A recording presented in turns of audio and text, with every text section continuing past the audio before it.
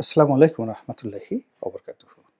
সম্মানিত দর্শক, ডক্টর মোহাম্মদ ইউনূস ক্ষমতা গ্রহণের পরেই তাকে নিয়ে যে কয়জন লোক কন্টিনিউয়াসলি সমালোচনা করছেন, আমি তাদের মধ্যে একজন। কেন সমালোচনা করেছি বা করে যাচ্ছি, এর মূল কারণ হলো যে এই ভদ্রলোক অনেক বড় মাপের মানুষ, প্রাজ্ঞ, দেশ বিদেশ ভ্রমণ করা মানুষ এবং আমার সঙ্গে তার সুদীর্ঘকালের পরিচয় এবং সখ্যতা। সমালোচনা করে সেই কারণে যে তিনি রাজনীতির ব্যাপারে উদাসীন এবং তার যে বাস্তব অভিজ্ঞতা সেটি নেই, এবং তিনি তার আপন কর্মে বেশ স্বাচ্ছন্দ্য অনুভব করেন। অর্থাৎ তিনি গ্রামীণ ব্যাংক চালান, এটাই তার ধ্যান জ্ঞান। তিনি দেশের বাইরে প্রচুর ভ্রমণ করেন, দেশের বাইরে তার টুকটাক ব্যবসা বাণিজ্য আছে, বিভিন্ন প্রতিষ্ঠানের তিনি উপদেষ্টা। বিশ্বের অনেকগুলো দেশে গিয়ে তিনি নিয়মিত মোটিভেশনাল স্পিচ দেন। এই কাজগুলো করে তিনি আনন্দ পান এবং এটি তার রক্ত মাংসের মধ্যে মিশে গিয়েছে। আমি সাধারণত ট্রাভেল করতে পারি না। অফিস থেকে বাসায় ঠিক আধা ঘন্টা সময়ের জন্য যদি বাসে উঠি, এটি আমার জন্য, বা গাড়িতে উঠি, এটি আমার জন্য খুব কষ্টকর হয়। কিন্তু তিনি ভ্রমণ করতে পারেন। তার এই ৮৬ বছর ৮৮ বছর বয়সে তিনি যথেষ্ট ভ্রমণ করতে পারেন। এখন তাকে যদি বলা হয় আপনি আজকে ব্রাজিল যান, তারপর ব্রাজিল থেকে সাউথ আফ্রিকা আসেন, সাউথ আফ্রিকা থেকে অর্থাৎ দক্ষিণ আফ্রিকা থেকে আপনি আবার হরিয়ানা যান, ইন্ডিয়ার একেবারে উল্টো দিকে। তারপরে হরিয়ানা থেকে আপনি আবার ফ্রান্সে চলে যান, আবার ব্যাংককে আসেন, ব্যাংকক থেকে আবার আপনি ডেনমার্কে চলে যান। এর প্রায়, আমি যে রুটগুলোর কথা বললাম, ট্রানজিট মিলিয়ে ৪৮ ঘন্টা এক একটা ভ্রমণে থাকতে হবে। এবং ডক্টর মোহাম্মদ ইউনূসকে যদি আপনি ১ মাস এভাবে ভ্রমণ করতে বলেন, উনার মুখে চিরায়ত হাসি দেখবেন এবং উনি একটু ক্লান্ত হবেন না। এটা উনার অভ্যাস হয়ে গেছে। কিন্তু উনাকে যদি বলেন টেকনাফে গিয়ে আব্দুর রহমান বদির সঙ্গে একটু বৈঠক করেন ঘণ্টাখানেক, তারপর রাজনৈতিক দলগুলোর সাথে একটু বৈঠক করেন, একটু নিউ মার্কেটে গিয়ে কাঁচা বাজারে গিয়ে কাঁচা বাজারের লোকজনের সামনে একটু বক্তব্য দেন, দেখবেন ভদ্রলোক হয়রান হয়ে গেছেন। তো এই যে তার যে রাজনীতি বিমুখতা, অথচ রাজনীতি দ্বারা তিনি ক্ষতিগ্রস্ত, আবার রাজনীতির প্রতি তার যে কামনা নেই, এটাও কিন্তু বলা যাচ্ছে না। তো এই কারণে যেহেতু তিনি একটা চেয়ারে বসে গেছেন, ওই চেয়ারটা ওয়ান ওয়ে ট্রাফিক, তিনি ইচ্ছে করলে ওখান থেকে যেতে পারবেন না। এবং তাকে তার এই যে চেয়ারে বসার পরিণতি, সেটা শুভ হোক অশুভ হোক, এই পরিণতি ভোগ করে সেখান থেকে যেতে হবে। তো কাজেই তার একজন শুভার্থী হিসেবে, যেহেতু আমার যতটুকু অভিজ্ঞতা আছে, সেই অভিজ্ঞতা নিয়ে আমি তার সমালোচনা করছি এবং করে যাব, যেন তিনি সতর্ক হন। এতকাল যে সমালোচনা করেছে, সেই সমালোচনার এখন যে বাস্তব রূপ, সেই বাস্তব রূপ হলো ডক্টর মোহাম্মদ ইউনূসের অনেকগুলো সফলতা, এটা যেভাবে প্রকট হয়ে উঠেছে, আবার অনেকগুলো ব্যর্থতা সেটিও কিন্তু প্রকট হয়ে উঠেছে। তিনি যদি সফল হন, এবং সফল না হওয়া ছাড়া তার রক্ষা নেই, তিনি এবং তার যারা আত্মীয়স্বজন, তার যারা লোকজন, এমনকি গ্রামীণ ব্যাংকের একটা পিয়ন, ড্রাইভার, দারোয়ান থেকে শুরু করে গ্রামীণ ফোনের সকল কর্তা কর্মচারী এবং তার এই উপদেষ্টা মণ্ডলী এবং তাকে সমর্থনকারী যে সমস্ত লোকজন রয়েছেন, বিশ্বাস করেন এ সকল মানুষের কারোর পিঠের চামড়া থাকবে না যদি উনি ব্যর্থ হন। তো কাজেই যারা তাকে সমর্থন করেছেন, তাকে ডেকে এনেছেন, তাদের সবার পবিত্র দায়িত্ব তাকে নির্মোহভাবে সমালোচনা করা এবং নির্মোহভাবে তার কাজের প্রশংসা করা।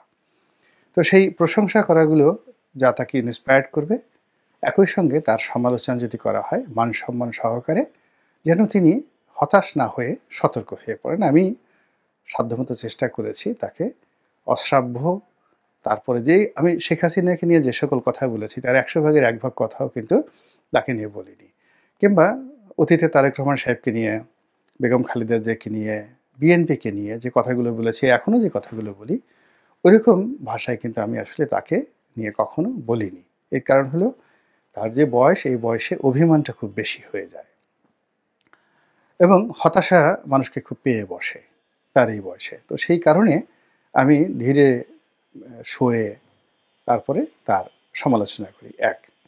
দ্বিতীয়ত আমি কেবলই মাত্র তিনি ছাড়া অন্য কোনো উপদেষ্টা বা অন্যান্য যারা তার লোকজন রয়েছেন, যাদেরকে তিনি ইতিমধ্যে রিক্রুট করেছেন, সেটা দেবপ্রিয় বাবু বলেন, বদিউল আলম মজুমদার বলেন, আলী রিয়াজ সাহেব বলেন, তারপরে কামাল আহমেদ সাহেব বলেন, যাকে সাংবাদিকদের বা সংবাদপত্রের যে সংস্কার এই কাজে নিয়োজিত করা হয়েছে, তাদের সম্পর্কে একটা সিঙ্গেল সমালোচনা আমি করিনি এখনো পর্যন্ত। তারপর যারা উপদেষ্টা রূপে রয়েছেন, নাহিদ রয়েছেন, তারপরে নাহিদের সঙ্গে আরেকজন আছেন, তো তাদের সম্পর্কে আমি কোনো কথা বলিনি। এর কারণ হলো ওনারা সবাই আমার যে জ্যেষ্ঠ সন্তান তার চেয়ে ৩-৪ বছরের ছোট। তো কাজেই ওই চেয়ারে বসে আছেন, আমি কেবলই তাদের চেহারার মধ্যে আমার সন্তানের প্রতিচ্ছবি দেখি। তো যার জন্য তাকে নিয়ে কী সমালোচনা করব? বাইরে যারা আছেন সমন্বয়কদের মধ্যে যারা সিনিয়র, বিশেষ করে উমামা আছেন, তারপরে সার্জিস আছেন, এখন তারপরে আরেকজন ভদ্রলোক আছেন, আমি বারবার শুধু তার নামটা মনে করতে পারি না। এই সময়টাতে তাকে নিয়ে অনেকেই সমালোচনা করেন। পরে জানলাম যে তিনি আমার নির্বাচনী এলাকায় বিয়ে করেছেন। তো এই ভদ্রলোকদের সম্পর্কে, এরাও আমার সন্তানের বয়সী, তাদেরকে নিয়েও আমি এখন পর্যন্ত কোনো সমালোচনা করিনি এবং তাদের কোনো নেগেটিভ কথাবার্তা আমি শুনি না, কখনোই শুনি না। এর কারণ হলো যে আমার জীবন ব্যক্তিগতভাবে একেবারে গত ১৫টি বছরের মধ্যে ১০টি বছর রীতিমতো জাহান্নামের মধ্যে ছিল। তো এই যারা যুবক, যারা জীবনের ঝুঁকি নিয়ে অন্তত শেখ হাসিনা রেজিমের যে একটা অবসান ঘটিয়েছে, ফলে আমার ওই শেখ হাসিনা সংক্রান্ত, আওয়ামী লীগ সংক্রান্ত যে ভীতি ছিল, ভয় ছিল, আতঙ্ক ছিল, অস্বস্তি ছিল, সেই কারণে আমি আসলে তাদের সকলের প্রতি কৃতজ্ঞ। ২ নম্বর হলো যে যারা এই মুহূর্তে উপদেষ্টা হয়েছেন, আপনারা সবাই জানেন যে এখন এটা ওপেন সিক্রেট হয়ে গেছে যে প্রথম দিকে ডক্টর মোহাম্মদ ইউনূস বা সেনাবাহিনীর পক্ষ থেকে একটি জাতীয় সরকার করার চেষ্টা করা হচ্ছিল এবং রাজনৈতিক দলগুলো থেকে প্রতিনিধি নিয়ে একটা বড় আকারে সরকার পরিচালনা করার একটা চেষ্টা ছিল এবং সে ধরনের জাতীয় সরকার হলে রাজনৈতিক যারা লোকজন আছেন তারা অনেকেই অন্তর্ভুক্ত হতেন এবং সেখানে হয়তো আমিও হতাম, কিন্তু রাজনৈতিক দলগুলো সেটা গ্রহণ করেনি। এর কারণ হলো যখনই একটা জাতীয় সরকার গঠিত হতো, এই নির্বাচন করা থেকে শুরু করে বর্তমান যা কিছু হচ্ছে সব কিছুর জন্য সেই জাতীয় সরকার দায়ী হতো এবং রাজনৈতিক দলগুলো এখন যেভাবে কথা বলছে ওভাবে বলতে পারেনি। তো যেহেতু রাজনৈতিক দলগুলো স্বল্পতম সময়ের জন্য ১ বছর ২ বছরের জন্য ক্ষমতা পেতে চায় না, তারপরে যাকে বলা হয় উপদেষ্টা হওয়ার জন্য রাজনৈতিক দলগুলোর, বড় বড় দলগুলোর কারোরই ইচ্ছা ছিল না, তাহলে তো তারা প্রস্তাব গ্রহণ করত। অন্যদিকে আমরা যারা নির্বাচিত হয়ে সংসদ সদস্য হয়েছি, রাষ্ট্রীয় ক্ষমতা ভোগ করেছি, ফলে আমরা এটার সৌন্দর্যটা জানি, আরাম আয়েশ জানি, আবার এটার বিরোধ এবং বিপত্তি জানি। তো এখন যারা এই অল্প সময়ের জন্য ১ বছর, ১.৫ বছর বা ৩ মাস, ৬ মাসের জন্য হন, মূলত তাদের সবারই আর রাজনৈতিক ক্যারিয়ার থাকে না। এবং আপনি দেখেন অতীতে যারা এই তত্ত্বাবধায়ক সরকারের উপদেষ্টা হয়েছেন, তারা কেউ কিন্তু আমাদের সমাজে ওয়েল অ্যাকসেপ্টেড হননি। কিন্তু তারা সফল হয়েছেন, কিন্তু তারপরেও এই সমাজ তাদেরকে গ্রহণ করেনি। তো সেই ক্ষেত্রে যারা উপদেষ্টা হয়েছেন তাদের জন্য মূলত আমার বলতে গেলে এক ধরনের ভালোবাসা, শ্রদ্ধা, সহযোগিতা থাকা উচিত। কেননা যারা হয়েছেন তাদের সবারই সামাজিক জীবন, অর্থনৈতিক জীবন, পারিবারিক জীবন বিনষ্ট হয়ে যাবে আগামী দিনে। যারা রাজনৈতিকভাবে পরীক্ষিত লোক, যেমন ধরুন মির্জা ফখরুল ইসলাম সাহেব, মির্জা আব্বাস, কিংবা বিএনপির প্রথম সারির ১০০ জন নেতাকে যদি বলা হতো উপদেষ্টা হওয়ার জন্য, কেউ কিন্তু হতেন না। এর কারণ হলো তিনি যেই মুহূর্তে উপদেষ্টা হতেন সঙ্গে সঙ্গে বিএনপির সঙ্গে তার রাজনৈতিক সম্পর্কটা কাট অফ হয়ে যেত। তিনি জীবনে আর কখনো বিএনপি, আওয়ামী লীগ কোনো দলের মনোনয়ন তিনি আর পেতেন না। তো কাজেই এই সকল লোভ, এই সকল লালসা বাদ দিয়ে যারা উপদেষ্টা হয়েছেন, আপাতত তারা কাজ করছেন। কেউ হয়তো ঈর্ষাপরায়ণ হচ্ছেন, কিন্তু অন দ্য লং রানে তারা বলতে গেলে অনেকটা কুমারী পূজা হয় হিন্দুদের মধ্যে, যে মেয়ে কুমারী পূজাতে বসে তার নাকি আর জীবনে কখনো বিয়ে থা হয় না। তো এইরকম এখন যারা আসছেন, তারা অনেকটা কুমারী পূজার সেই যাকে বলা হয় সেই উপলক্ষের মতো। তো এদের সামাজিক জীবন আজকে চিন্তা করুন, আসিফ নজরুলের অবস্থার কথা চিন্তা করুন, রেজওয়ানার অবস্থা চিন্তা করুন।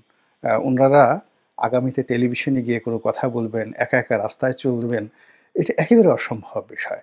তো কাজেই তাদের জন্য দোয়া করা, তাদেরকে সহযোগিতা করা, তাদেরকে ইন্সপায়ার্ড করা যেন তারা সফল হন। অ্যাট লিস্ট যেন আমরা যারা আবার ক্ষমতায় আসতে চাই আমাদের জন্য একটা পথ করে দিতে পারেন, এতটুক সহযোগিতা দরকার। তো এজন্য ডক্টর মোহাম্মদ ইউনূসের যে সমালোচনা যেটা করেছি, এটা বিদ্বেষপ্রসূত নয়, এখনও নয়, এবং সেগুলো তাকে সতর্ক করার জন্যেই করেছি। এবং আজকেও যে কথাগুলো বলছি সেটা হলো সমালোচনা নয়, তার সফলতার অনেকগুলো আ যাকে বলা হয় সিঁড়ি তিনি ইতিমধ্যে তৈরি করে ফেলেছেন। আমাদের যে ব্যাংকগুলো, সেই ব্যাংকগুলোতে আসলে অনেকগুলো ৮ থেকে ১০ টা ব্যাংক পুরো মাত্রায় দেউলিয়া হয়ে গেছে। তো তিনি ইচ্ছা করলে কিন্তু এই ১০ টি ব্যাংককে দেউলিয়া ঘোষণা করতে পারতেন। দায়-দায়িত্ব তার হতো না। দায়-দায়িত্ব হতো যাকে বলা হয় শেখ হাসিনার। আর যত ঝামেলায় পড়তেন মালিক এবং যারা গ্রাহক তারা। কিন্তু তিনি ঝুঁকি নিয়ে এই ব্যাংকগুলোকে এখন পর্যন্ত বাঁচিয়ে রেখে মূল স্রোতের সঙ্গে অ্যাডজাস্ট করার চেষ্টা করছেন। এটা একটা বিরাট সফলতা। দেশে ডলার সংকট কমেছে। তারপর দেশে ফরেন রিজার্ভ বেড়েছে। আমদানিতে একটা গতি এসেছে। আমদানিতে গতি এসেছে এবং এক্সপোর্ট আ যে আপনি এক্সপোর্ট প্রমোশন ব্যুরোর যে রিপোর্ট, আপনি দেখবেন যে এক্সপোর্টটা কিন্তু ঘুরে দাঁড়িয়েছে এবং নতুন কোনো বিনিয়োগ হয়নি। তারপরে বিদেশি বিনিয়োগ যেটা ফরেন ডাইরেক্ট বিনিয়োগ বলে, সেগুলো হয়নি, কিন্তু আ তারপরে এক্সপোর্ট বেড়েছে, আমদানিও বেড়েছে। আয়করের অবস্থা ভালো না, এটা সত্য। আ এটাও হয়তো ঠিক হয়ে যাবে। সবচেয়ে বড় বিষয়টি ডক্টর মোহাম্মদ ইউনূস সরকারের সফলতা হলো, সরকার নিজে উদ্যোগী হয়ে, এই সরকারের যারা কর্তা ব্যক্তি, প্রতিহিংসা পরায়ণ হয়ে কাউকে আক্রমণ করেননি, কারো বিরুদ্ধে নিজেরা মামলা দেননি এবং সরাসরি এটা ডক্টর ইউনূসের নির্দেশে হয়েছে, আসিফ নজরুলের নির্দেশে হয়েছে। এমন কোনো যে রাষ্ট্রীয় কুকর্ম এখন পর্যন্ত আমরা দেখিনি। যেগুলো মামলা মোকদ্দমা হয়েছে এর সবই রাজনৈতিক এবং এর সঙ্গে রাজনৈতিক পান্ডা, গুন্ডা, বদমাইশ লোকজন জড়িত এবং ওটা নিয়ন্ত্রণ করার ক্ষমতা ডক্টর ইউনূস তো দূরের কথা, ওখানে নেপোলিয়ন বোনাপার্ট আসলেও এই অল্প সময়ের মধ্যে সেটা সম্ভব ছিল না। তো এই যে সরকার এখনো পর্যন্ত প্রতিহিংসা পরায়ণ হননি, কিংবা ডক্টর মোহাম্মদ ইউনূস নিজে ক্ষতিগ্রস্ত হয়েছেন, সেই ক্ষতির জন্য তিনি ঠিক ওইভাবে আ শেখ হাসিনা যেভাবে আক্রমণাত্মক ভাষায় কথা বলতেন, তো সেইভাবে তিনি এখন পর্যন্ত কথা বলেননি। এগুলো খুবই প্রশংসার দাবিদার। এরপর হলো সরকার যেটা করছে সেটা হলো পাবলিক সেন্টিমেন্টকে কিন্তু আ তারা পাত্তা দেওয়ার চেষ্টা করছে। সেটা একজন ইউটিউবার বলুন, কিংবা ফেসবুকে একটা স্ট্যাটাস হোক, কিংবা ছাত্র জনতা সচিবালয়ের সামনে যখন আসেন, এদের কারোর সঙ্গে কিন্তু সরকার নিষ্ঠুরতা দেখাচ্ছে না। এটা আপনাকে দুর্বলতা বলতে পারেন, কিন্তু নিষ্ঠুরতা দেখাতে যদি তারা চাইতেন, এটা কিন্তু দেখানো যেত। আমাদের দেশে ইতিহাস হলো যে যতই বলেন না কেন, আ আসলে রাষ্ট্রীয় বাহিনীর সামনে কেউ দাঁড়াতে পারে না। তো সেই নিষ্ঠুরতা সরকার এখনো পর্যন্ত দেখায়নি। এরপর রাষ্ট্রীয় কতগুলো বাহিনী যেমন ডিবি, তারপরে আ ডিজিএফআই, এনএসআই, এই বাহিনীগুলোর যে দৌরত্ব ছিল, বিশেষ করে বিভিন্ন জায়গাতে তারা যে সমস্ত অপকর্ম করেছে শেখ হাসিনার জমানাতে, এখনো পর্যন্ত এই জমানাতে গত ৫-৬ মাসে এই বাহিনীগুলোর আ যাকে বলা হয় অপতৎপরতা আমরা দেখতে পাইনি। একটা ক্রস ফায়ার এখন পর্যন্ত হয়নি এই ৫ মাসে। তো এইগুলোকে যদি তিনি মূল থিম হিসেবে ধরেন, তার সঙ্গে, সঙ্গে আরও বলার মতো আরও অনেক কিছু আছে। শুধুমাত্র আইনশৃঙ্খলা আ রক্ষা করা এবং নব্য চাঁদাবাজদের, বেশি না, সারা বাংলাদেশে ৪-৫০০ লোককে যদি অ্যারেস্ট করা হয়, আ একটু যাকে বলা হয় শাস্তি দেওয়া হয়, আমার মনে হয় ডক্টর মোহাম্মদ ইউনূসের যে আ ভাবমূর্তি, সেই ভাবমূর্তিটা রাতারাতি ১৮০ ডিগ্রি অ্যাঙ্গেলে ঘুরে যাবে। অর্থাৎ এখন তাকে সবাই যেভাবে দুলাভাই মনে করছেন, মামা মনে করছেন, তাকে খুব চিপ মনে করছেন, তার তো কিছু করার দরকার নেই। আল্টিমেটলি বাংলাদেশের ৪০০ বা ৫০০ টি উপজেলা বা ৬৪ টি জেলা, আ এ প্রত্যেকটা উপজেলা এবং জেলাতে অন্ততপক্ষে ৪ থেকে ৫ জন লোক ইতিমধ্যে গণধিকৃত হয়ে গেছেন গত ৫ মাসে। নতুন না, নিউ। এবং এদের যন্ত্রণায় মানুষ অস্থির হয়ে গেছে, এবং এই মানুষগুলোকে যদি তিনি গ্রেপ্তার করেন, সেনাবাহিনী দিয়ে, পুলিশ দিয়ে যদি গ্রেপ্তার করেন, এবং ২-৪ জন শুধু না, অন্ততপক্ষে কয়েকশোর অবস্থা এমন হয়ে গেছে যাদেরকে ক্রস ফায়ার দিলে এলাকাতে মিষ্টি বিতরণ হবে। শুধুমাত্র এই কাজগুলো যদি তিনি এই মুহূর্তে করেন, তাহলে সত্যিকার অর্থে তিনি যে একটা ভালো নির্বাচন করতে পারবেন, সেই নির্বাচনের পথ আরও ক্লিয়ার হবে। বিএনপিও খুশি হবে। কিন্তু তিনি যদি সেটা না করে নির্বাক থাকেন এবং বেশি ভালো মানুষ হওয়ার চেষ্টা করেন, এবং যাকে বলা হয় ভাগবার জন্য পথ খুঁজেন, পালানোর জন্য পথ খুঁজেন, তাড়াতাড়ি চলে যাওয়ার জন্য অছিলা খুঁজেন, আল্টিমেটলি তিনি যেতে তো পারবেনই না। তার সঙ্গে যারা, যারা আছেন তাদের কারোরই পিঠের চামড়া থাকবে না। তার চাইতে অনেক বড়, বড় নোবেল লরিয়েট। আপনি অং সান সুচির কথা চিন্তা করেন। অ্যা সে অক্সফোর্ডে পড়াশোনা করা, অক্সফোর্ড গ্র্যাজুয়েট লেখাপড়ার দিক থেকে। তো ডক্টর মোহাম্মদ ইউনূসের লেখাপড়া আর অং সান সুচির লেখাপড়া চিন্তা করেন। তার যে পশ্চিমের কানেকশন, আ ইউরোপ এবং আমেরিকার সাথে কানেকশন, সেই পর্যায়ে এখনো ডক্টর মোহাম্মদ ইউনূস পৌঁছাতে পারেননি। এরপর তার যে রাজনৈতিক প্রজ্ঞা, মানে সেই রাজনৈতিক প্রজ্ঞা, কি একটা অবস্থা যে একটা সেনা শাসকের বিরুদ্ধে ৩০ বছর তিনি লড়াই করেছেন। জীবনের বেশিরভাগ সময় তিনি অন্তরীণ কাটিয়েছেন। তো সেই মানুষটি যখন ক্ষমতায় এলো, বিরূপ পরিস্থিতির কারণে আ তিনি কিন্তু পারেননি। তাকে কিন্তু মানে তার শুধুমাত্র একটা দুর্বলতা, তিনি কঠোর হতে পারেননি। আর কঠোর না হওয়ার কারণেই তাকে ক্ষমতাচ্যুত কিন্তু হতে হয়েছে। তো কাজেই অং সান সুচির যে পরিণতি, সেই পরিণতি থেকে ডক্টর মোহাম্মদ ইউনূস যদি শিক্ষা নেন, আশা করি তার বাকি জীবনটা ভালো কাটবে।